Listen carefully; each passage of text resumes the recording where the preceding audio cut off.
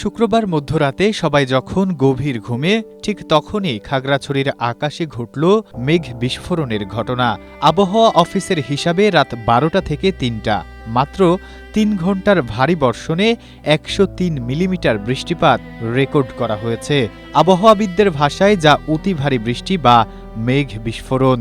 এই আকস্মিক মেঘ বিস্ফোরণে নিমিষেই উথলে ওঠে চেঙ্গি ও মাইনী নদীর পানি। জোয়ারের তোড়ে বিপদসীমা ছাড়িয়ে পাহাড়ি ঢল ঢুকে পড়ে নদী তীরবর্তী জনপদে। নিমিষেই তলিয়ে যায় দীঘিনালার কাঁচা বাজার, মুসলিমপাড়া, গরুর বাজার ও শান্তিনগর।